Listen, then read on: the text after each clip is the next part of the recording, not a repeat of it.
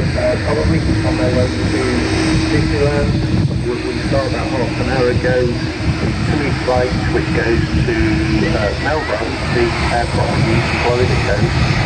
The Aer Lingus flight is to Orlando McCoy, which is the main airport in Orlando. And there'll be a first flight to Orlando today, later on this morning with Virgin Atlantic. What you'll also notice there, of course, is the Aer Lingus Air Station 30 heading down to the far end of the runway. Obviously, fairly lengthy flight across to Orlando, somewhere in the region of about 9.5 hours. And ahead of him, the return journey to Brussels, operated of course by Brussels Airlines. He's taking an intersection departure, so probably a slot at the Aer Lingus A330. That particular aircraft is in what is now fast becoming the old Brussels Airlines colour scheme.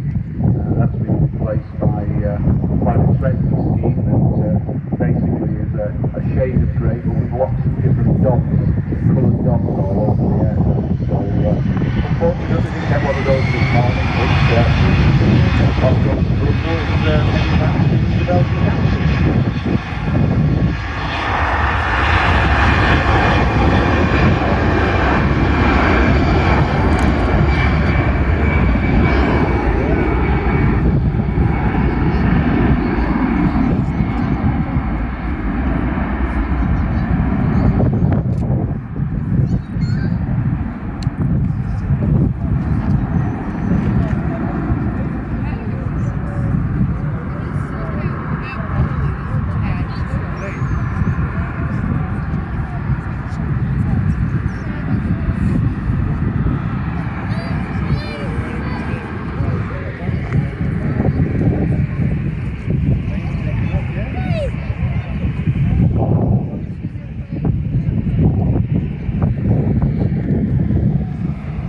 In actual practice, you can see the Aer Lingus Airbus A330 is again doing an intersection departure, taking the full length of the runway.